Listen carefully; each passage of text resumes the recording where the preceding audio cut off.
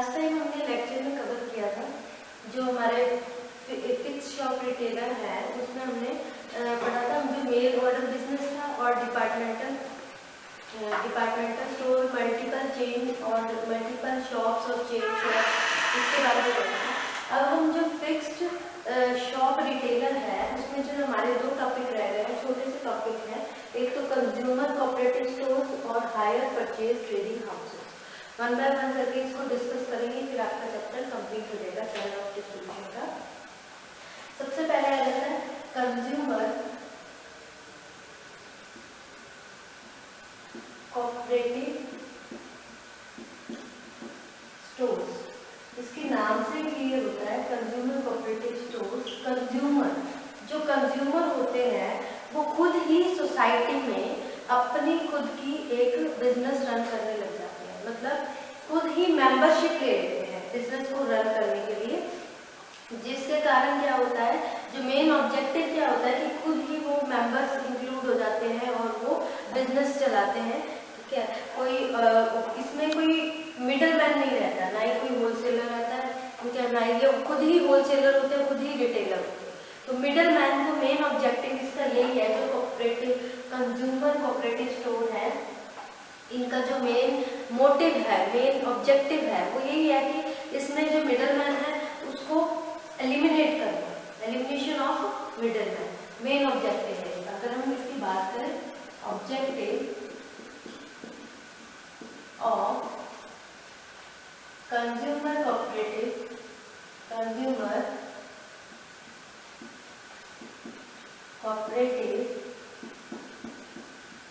stores to eliminate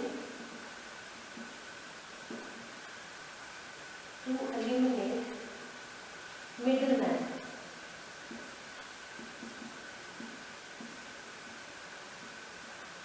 ठीक है, main इसका यही ऑब्जेक्टिव है, क्यों ये चलाते हैं। अब इसमें क्या होता है, जो बिजनेस को रन करने के लिए किसकी रिक्वायरमेंट होती है, कैपिटल की रिक्वायरमेंट होती है। Capital is required to run the business,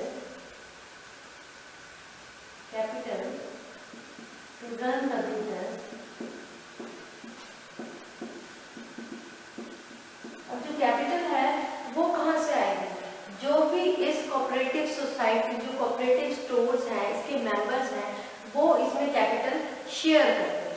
ठीक है, अब जो कंज्यूमर है कोऑपरेटिव स्टोर के, ठीक है, उसमें वो क्या करते हैं, बल्क में होलसेल रेट पे परचेजिंग करते हैं। बल्क में जो भी गुड्स उनको चाहिए, उनकी रिक्वायरमेंट का, वो होलसेलर से होलसेल पे परचेज कर लेते हैं। वो परचेज करने के बाद क्या करते हैं, रिटेलर को वो होलसेल पे परचेज करते हैं। जो कंज्यूमर है, कंज्यूमर खुद के ही मेंबर है, तो उनको क्या करते हैं, रिटेल पे वो सेल करते हैं, उसकी सेलिंग करते हैं। ठीक है, अब जो इसमें जो बिजनेस है, इस बिजनेस एक्टिविटी में जितना भी ये बिजनेस जो हमारा कंज्यूमर कोऑपरेटिव सोसाइटी स्टोर है, इसमें जितना भी जो प्रॉफिट होता है, वो profit as bonus sharing between members of cooperative stores।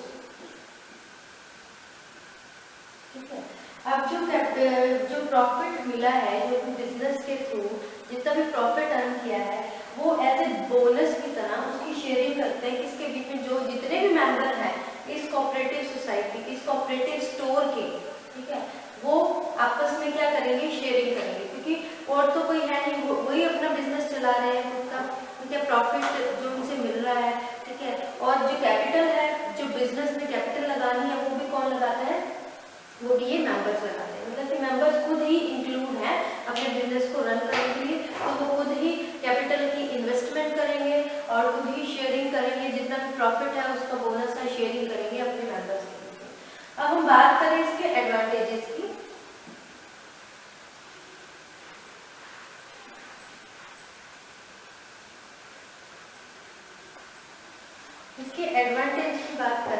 तो इसमें क्या बेनिफिट है, क्या बेनिफिट्स हैं, क्या पॉजिटिव पॉइंट्स हैं, advantages.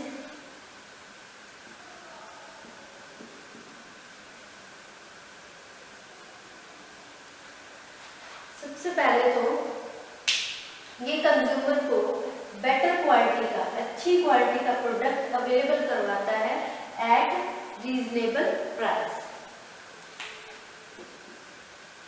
Better quality product, better quality product available at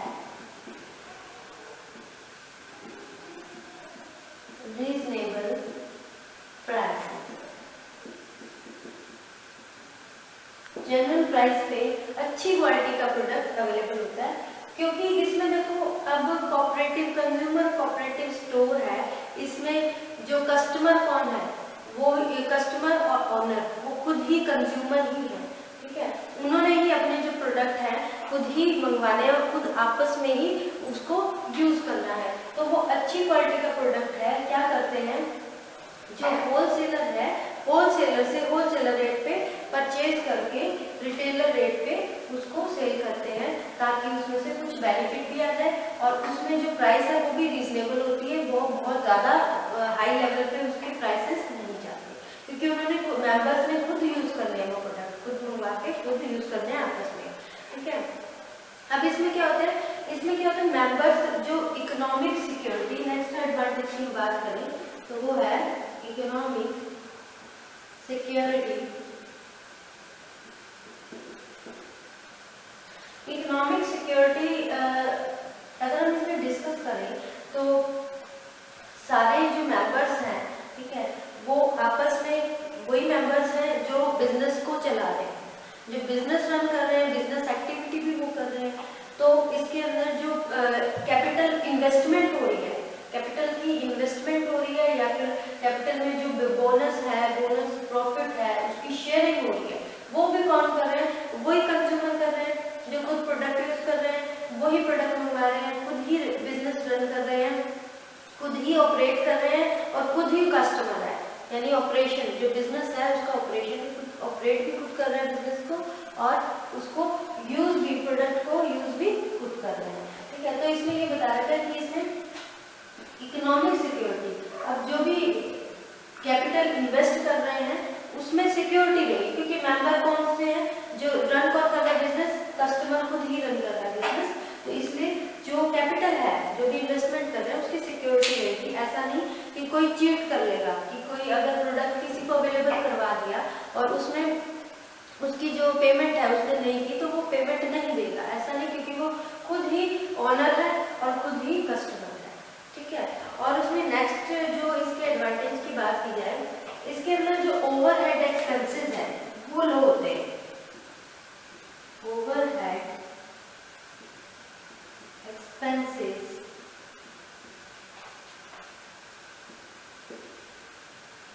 low.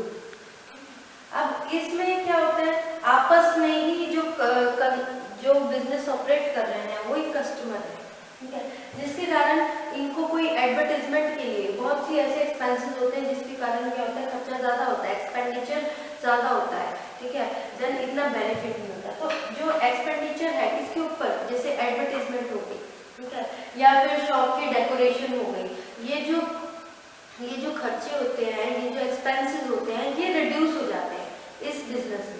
इसमें इस चीज़ की रिक्वायरमेंट नहीं होती, क्योंकि मेंबर्स तो ऑलरेडी उसमें ऐड है, जो कस्टमर है वो उसमें खुद ही मेंबर है, ठीक है। तो इसमें जो ओवरहेड एक्सपेंसेस हैं वो रिड्यूस हो जाते हैं, ठीक है। तो ये हो गया इसका नेक्स्ट एडवांटेज। और एडवांटेजेस की बात करें तो इसमें क्या होता है, कंप्लीट कंट्रोल।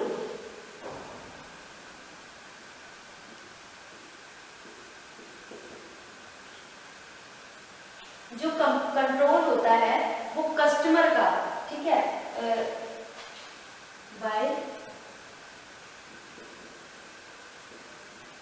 कस्टमर का पूरा कंट्रोल होता है, क्योंकि बिजनेस एक्टिविटी भी वही कर रहा है, ठीक है, और जो प्रोडक्ट है, एक्चुअल प्रोडक्ट जो यूज कर रहा है वो भी वही कर रहा है, तो उसमें पूरा कंप्लीट कंट्रोल है, ठीक है, जो भी बिजनेस रन कर रहे हैं, ठीक है। तो इसमें ऐसा कुछ नहीं है कि किसी चीज का लॉस हो जाएगा, ठीक है। और इसमें जो प्रोडक्ट जिनके साथ डील करते हैं वो भी जनरल प्रोडक्ट्स होते हैं, कोई ऐसा नहीं कि हैवी प्रोडक्ट्स के साथ डील कर रहे हैं, जनरल जो बेसिक डेली यूज के प्रोडक्ट्स होते हैं उसके साथ डील करते हैं।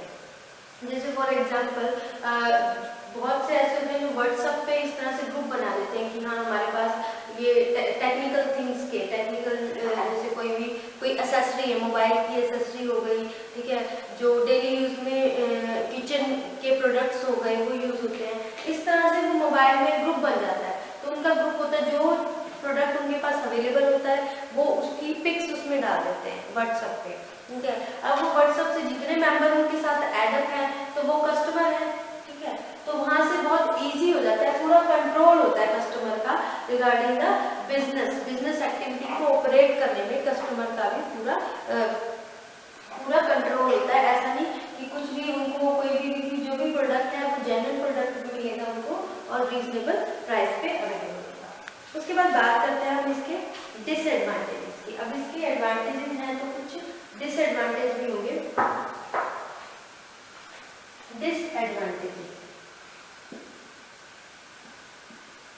Disadvantages of consumer cooperative stores के डिसएडवांटेज क्या है? एक तो इसमें क्या कहते हैं, आप देखो इसमें ओवरहेड एक्सपेंसेस नहीं होते, ठीक है। इसमें कहते हैं लेस एडवर्टीजमेंट,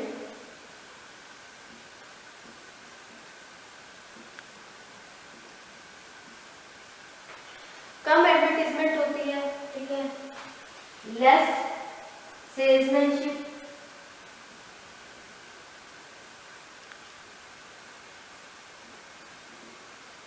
जिसके कारण क्या होता है जो सेल होती है वो भी कम होती है।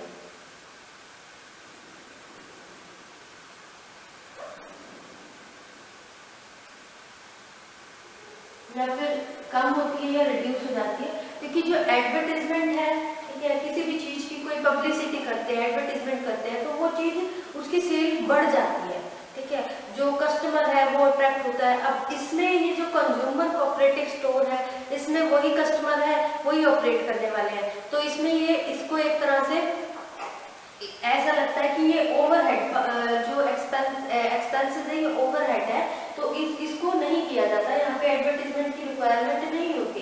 तो सेल्समैनशिप मतलब कि जो उस प्रोडक्ट को बेचने में, सेल करने में, ठीक है, हेल्पफुल होता है, उसको सेल्समैनशिप भी इसमें नहीं होती, ठीक है। सब आपस में ही कस्टमर है, आपस में ही सेल्समैनशिप है, तो अलग से नहीं होती, तो जिसके कारण ऐसा नहीं कि सेल ज्यादा हो, सेल होती है वो छोटे लेवल पे होती है, वो हायर लेवल पे नहीं होती। अब इसमें क्या होता है, इसमें हर तरह जो कस्टमर है वही ओनर है, ठीक है। अब ये नहीं पता जो कस्टमर है वही ओनर है, उसमें एक्सपीरियंस है या नहीं है, लैक ऑफ एबिलिटी बिजनेस को रन करने की, ठीक है, लैक ऑफ एक्सपीरियंस, इसलिए ये नहीं पता कि वही कस्टमर है और वही बिजनेस को ऑपरेट कर रहा है, तो उसमें उतनी एबिलिटी है बिजनेस एक्टिविटी को रन करने की या नहीं, उतना एक्सपीरियंस है या नहीं है, और इसमें क्या है बिजनेस ट्रेनिंग उसने ली है या नहीं है, बिजनेस ट्रेनिंग, क्योंकि अगर ये सब चीजें नहीं होगी तो उसको नहीं पता how to manage all the business activities, कैसे मैनेज करेगा वो सारी बिजनेस एक्टिविटी,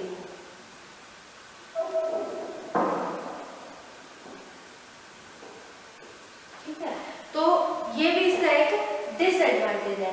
उसके बाद बात करें, इसमें कई बार क्या होता है जो पर्सन होते हैं उसमें क्या होता है लॉयल्टी ऑफ मेंबर्स, कुछ पर्सन इस तरह से सोचते हैं कि अपने बेनिफिट के लिए, ठीक है, अपने बेनिफिट के लिए ये अपना कुछ चीट भी कर सकते हैं, जो प्रोडक्ट उन्होंने मंगवाया उस तरह का प्रोडक्ट ना देकर, ठीक है।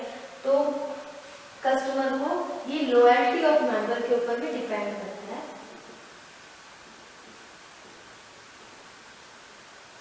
एक बिजनेस को रन करने के लिए जितने भी मेंबर्स हैं जो कि शेयर्स अपने कंज्यूमर कोऑपरेटिव स्टोर्स में अपने शेयर्स उन्होंने इन्वेस्टमेंट की है, कैपिटल इन्वेस्टमेंट की है, शेयर्स हैं जिनके, अब उनमें लॉयल होना बहुत ज़रूरी है। ऐसा नहीं कि वो अपने बेनिफिट के लिए कस्टमर को चीट करें, ठीक है।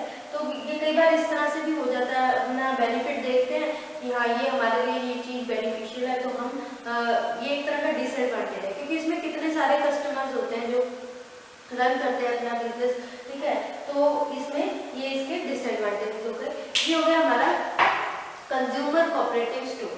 जो इसमें आपका लास्ट टॉपिक रह गया वो है hire purchase trading houses.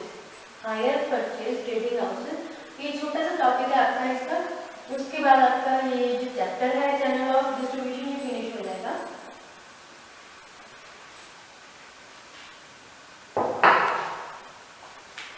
Hire purchase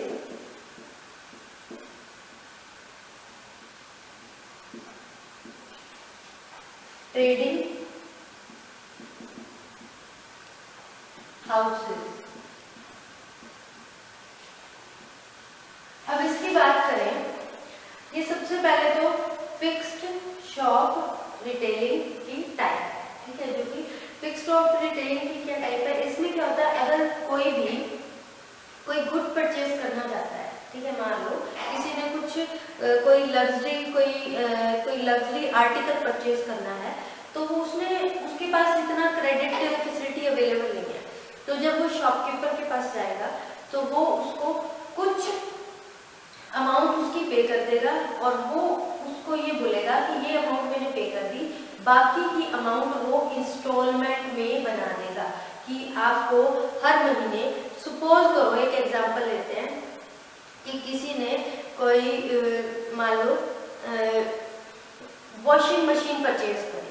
washing machine purchase करने पे मान लो वो जो वॉशिंग मशीन है fully automatic washing machine purchase करी। अब वो परचेज की, वो मान लो पड़ी 30,000 की पड़ी या फिर 35, कितने भी नियर अबाउट अप्रॉक्सीमेट कितने की पड़ी, ठीक है। अब उस वॉशिंग मशीन को उसको पेमेंट करनी है तो उसकी इंस्टॉलमेंट बना देंगे, जिस जैसे उसकी एबिलिटी है कि वो हर मंथ कितनी 1,000 रुपीज पे कर सकता है, 2,000 कर सकता है, जिस तरह से भी कितने ईयर एक पीरियड के लिए पीरियोडिकली इंस्टॉलमेंट प्रिपेयर हो जाती है इसमें, पीरियोडिकली इंस्टॉलमेंट्स, ठीक है। अब जो क्रेडिटर है, वो जो शॉपकीपर है जो सेल कर रहा है प्रोडक्ट की, वो कुछ अमाउंट पे कर देगा, लेकिन जो उसने परचेज किया, जो वॉशिंग मशीन है, उसका ऑनर कौन रहेगा? उसका ऑनर रहेगा वो सेल्समैन जो सेल कर रहा है उसकी, और वो तब तक वो सिर्फ उसको हायर परचेज मतलब कि उसको तब तक यूज करने को देगा जब तक वो उसकी अमाउंट पूरी नहीं कर देता। वो एक्चुअल ओनर नहीं होगा। एक्चुअल ओनर कौन होगा? जो उसको उस प्रोडक्ट को सेल कर रहा है, वही एक्चुअल ओनर रहेगा, और वो तब तक एक्चुअल ओनर रहेगा जब तक वो उसकी पूरी अमाउंट इंस्टॉलमेंट उसकी पूरी कंप्लीट नहीं हो जाती, ठीक है। ये आपको एक एग्जांपल में उसमें बताया था। अब ये एक्चुअली क्या होता है, जो बायर है वो क्या करता है, क्रेडिट फैसिलिटी प्रोवाइड करता है। बायर को क्रेडिट फैसिलिटी है कि सेल्समैन जो सेलर होता है जो कि उसको प्रोवाइड करता है एज ए सिक्योरिटी, कुछ सिक्योरिटी रख रहा है, ठीक है। अगर मान लो कोई पर्सन वो इंस्टॉलमेंट नहीं दे पाता, ठीक है, तो उसमें क्या होता है, जिसने सेलिंग की है उस प्रोडक्ट की, उस आर्टिकल की, तो उसको पूरी अथॉरिटी है कि वो अपना आर्टिकल वापस भी ले सकता है, ठीक है। तो इसमें क्या होता है, इसमें क्या बेनिफिट होता है? अब उसने तो पीरियोडिकली इंस्टॉलमेंट पे कर रहा है, जो सेल करने वाला जो प्रोडक्ट की सेल कर रहा है प्रोडक्ट को, उसको क्या बेनिफिट है? वो हर मंथ जो इंस्टॉलमेंट होती है पर इंस्टॉलमेंट पे इंटरेस्ट लगाता है, ठीक है, जिस रेट ऑफ इंटरेस्ट के कारण उसको बेनिफिट होता है, ठीक है। तो अगर हम बात करें तो initially the buyer pays a part of purchase price of goods and rest of the price paid by equal periodical installment। जितनी भी जो प्राइस है वो इक्वल पीरियोडिकल इंस्टॉलमेंट पे। अब जो इंस्टॉलमेंट है वो मंथली भी हो सकती है, हाफ ईयरली भी हो सकती है, या फिर ईयरली भी हो सकती है। वो डिपेंड करता है कि जिसने इंस्टॉलमेंट पे करनी है वो किस वे में कंफर्टेबल है अपनी इंस्टॉलमेंट को पे करने के लिए, ठीक है। अब इसमें क्या होता है कई बार, तो इसको क्या कहते हैं, hire of goods. Hire purchase है ना, हायर मतलब कि हायर करके रखना। हायर किसने कर लिया, ये परचेज, हायर परचेज में क्या हो गया, इसका ऑनर कौन रहेगा, ऑनर रहेगा जिसने जो प्रोडक्ट है उसको सेल किया है, वही ऑनर रहेगा। कब तक रहेगा, जब तक जिसने परचेज किया वो अपनी सारी इंस्टॉलमेंट पे नहीं कर देता उसको जिससे उसने परचेज किया है जो प्रोडक्ट, ठीक है। तो इसको इसीलिए हायर परचेज ट्रेडिंग हाउसेस भी कहा जाता है। उसके बाद बात करें इसके एडवांटेजेस की, इसकी क्या एडवांटेजेस हो सकते हैं।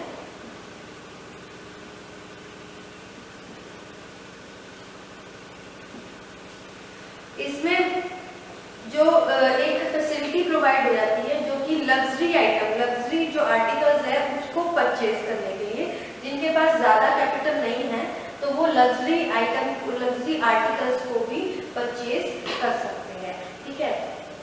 और इसमें क्या होता है, जो इसमें क्या होता है, जो सेल होती है, एक तो इसमें luxury articles purchase,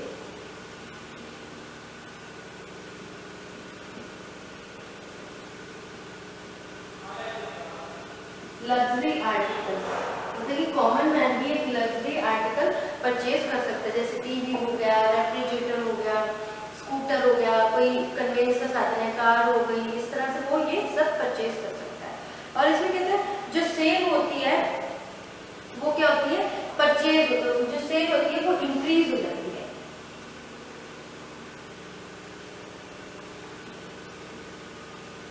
increase is cell, क्योंकि हर कोई जो एफर्ट नहीं कर सकता कोई चीज लग्जरी प्रोडक्ट परचेज करने के लिए, तो वो इस हायर परचेज ट्रेडिंग हाउसेस के थ्रू जिस तरह की उसकी रिक्वायरमेंट है उसके अकॉर्डिंग अपना जो भी लग्जरी आर्टिकल परचेज है उस बेस पे परचेज कर सकता है, जिससे क्या होता है, सेल बढ़ जाती है। अब देखो आजकल हर चीज इंस्टॉलमेंट पे अवेलेबल है, कोई भी चीज परचेज करनी है तो ऐसा नहीं कि आपके पास जितनी अमाउंट की वो चीज है उतना कैपिटल आपके पास हो। अगर नहीं है, आप आज जाके आपको मोबाइल लेना है, कोई भी अच्छा मोबाइल लेना है 30,000 40,000 का, तो आप इजीली परचेज कर सकते हैं on the basis of hire purchase trading houses के थ्रू, क्योंकि इसमें इंस्टॉलमेंट बन जाती है, इंस्टॉलमेंट आप इजीली पे कर सकते हैं। उसमें जो मनी है, जो कैपिटल है, वो डिवाइडेड फॉर्म में आप उसको जिससे परचेज किया उसको अवेलेबल करवा सकते हैं, जिसके कारण क्या होता है, जो सेल है, जो मिडिल मैन है, जो मिडिल क्लास मैन है वो भी उसको परचेज कर सकता है, तो सेल को एनहांस कर देता है। ये हो गए इसके कुछ एडवांटेजेस।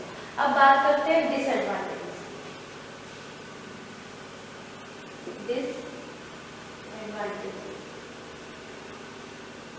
इसके क्या डिसएडवांटेजेस हो सकते हैं। एक तो इसमें क्या होता है, जो ट्रेडर है उसको क्या अब क्रेडिट देना है, क्रेडिट फैसिलिटी अवेलेबल करवानी है टू द कस्टमर, तो उसके पास भी ह्यूज अमाउंट ऑफ क्रेडिट, जो ह्यूज अमाउंट ऑफ कैपिटल होनी चाहिए। अगर उसके पास खुद ही नहीं कैपिटल हो तो वो उसको कैसे अवेलेबल करवाएगा जो कि परचेज करने वाला है। तो इसमें huge hire purchase to arrange a large capital to finance, large capital होनी चाहिए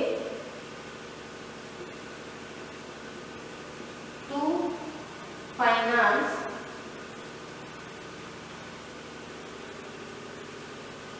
कस्टमर, ठीक है। कैपिटल ज्यादा होनी चाहिए ताकि वो फाइनेंस कर सके, उसको फाइनेंशियल फाइनेंस प्रोवाइड कर सके, तभी तो वो उससे परचेज कर सकता है। ऐसा नहीं कि, क्योंकि देखो कोई भी प्रोडक्ट है, ऐसा नहीं कि बिल्कुल ही उसको कुछ नहीं पे करना, कुछ डाउन पेमेंट होती है, उसको डाउन पेमेंट देनी पड़ती है, कुछ पार्ट, मतलब कि जो पूरी जो कैपिटल जितनी अमाउंट का कोई प्रोडक्ट है तो उस अमाउंट में से कुछ पार्ट उसको पे करना पड़ता है, कुछ डाउन पेमेंट देनी पड़ती है, उसके बाद बाकी सारी इंस्टॉलमेंट देना है। जो डाउन पेमेंट है वो क्रेडिट फैसिलिटी जो हायर परचेजर है वो प्रोवाइड करेगा, उसके लिए उसके पास उतना फाइनेंस की अमाउंट होनी चाहिए ताकि वो उसको अवेलेबल, जो परचेज करने वाला है उसको अवेलेबल करवा सके। और क्या होता है इसमें जो गुड्स होते हैं,